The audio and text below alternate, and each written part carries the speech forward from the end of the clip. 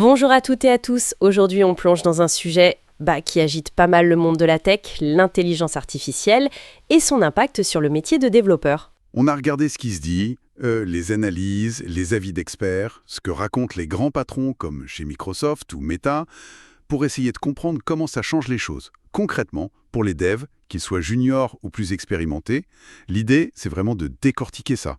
Comment ces outils IA transforment le quotidien du développement? Et puis, ce débat, est-ce que c'est juste une aide ou est-ce que ça va plus loin vers un remplacement? On commence par quoi, ces fameux outils d'assistance au code? Oui, alors c'est vrai que ça bouge très vite. On entend des chiffres comme Satya Nadella qui dit que 20 à 30% du code chez Microsoft serait déjà écrit par l'IA. Ah oui, quand même. Voilà. Et les outils, ils sont là. GitHub Copilot, c'est devenu presque un standard pour beaucoup. On a aussi Cursor AID et même des modèles qu'on peut faire tourner localement, genre Llama avec Ollama. D'accord. Et ils font quoi exactement, ces outils? Juste suggérer du code? Alors ça va plus loin que la simple suggestion. Oui, ils génèrent du code, ils complètent ce qu'on écrit, mais ils aident aussi pour la doc, pour écrire les tests, pour trouver les bugs, pour réorganiser le code, ce qu'on appelle le refactoring. Comment ça marche derrière cette magie?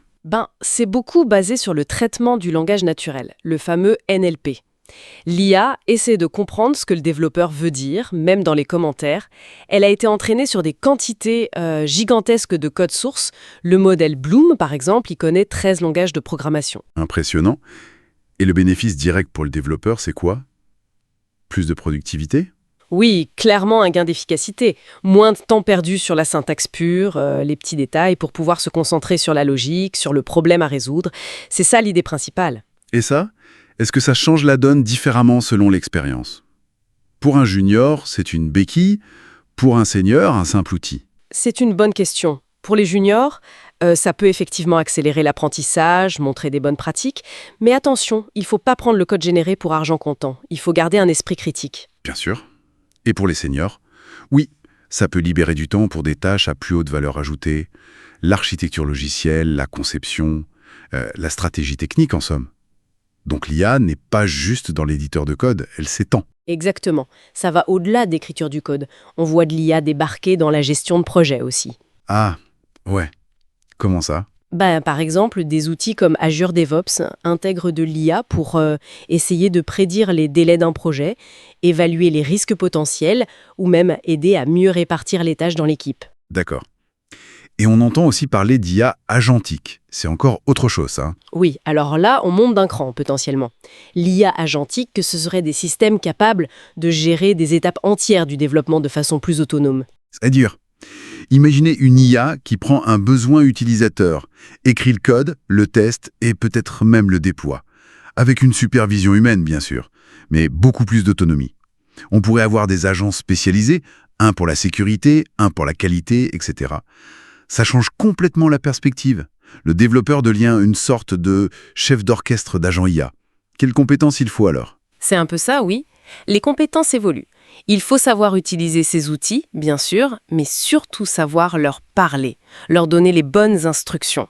C'est ce qu'on appelle l'ingénierie de prompt. Le prompt engineering, oui. Voilà. Et puis, développer une capacité critique très forte pour évaluer ce que l'IA produit. Est-ce que c'est correct? Est-ce que c'est pertinent? Est-ce que c'est sécurisé? La collaboration homme-machine devient clé. Et aussi comprendre les enjeux éthiques, les biais possibles. Et on voit déjà des formations apparaître pour ça, pour aider les développeurs à s'adapter.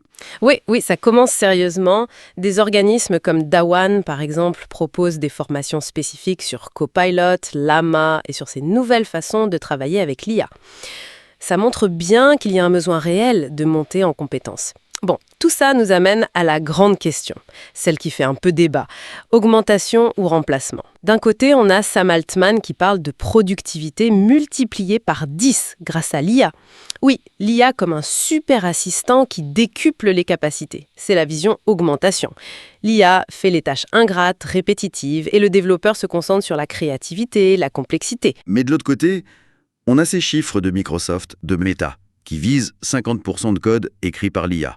On a des patrons comme Benioff chez Salesforce qui questionnent les futurs recrutements.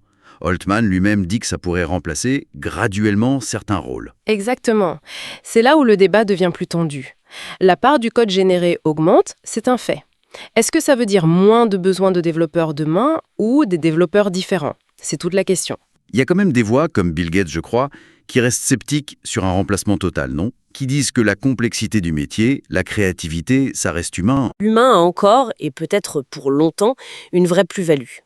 L'IA est un outil puissant, mais remplacer l'intelligence globale et l'adaptabilité d'un humain, surtout sur des projets complexes, c'est pas encore pour demain, selon eux. Donc, pour résumer un peu, l'IA est là, elle transforme le développement, c'est sûr, ça apporte des gains d'efficacité, ça pousse à se concentrer sur des tâches plus stratégiques, de supervision, mais ça ouvre aussi un débat intense sur l'avenir des emplois de développeurs. C'est une bonne synthèse. Et peut-être pour finir, une question qui reste ouverte. Si ces agents IA dont on parlait deviennent vraiment capables de gérer de A à Z des parties entières du cycle de vie d'un logiciel, qu'est-ce que ça voudra dire, fondamentalement, être développeur demain? C'est la définition même du métier qui pourrait être redéfinie. Une question vertigineuse, pour conclure. Merci beaucoup pour cet éclairage.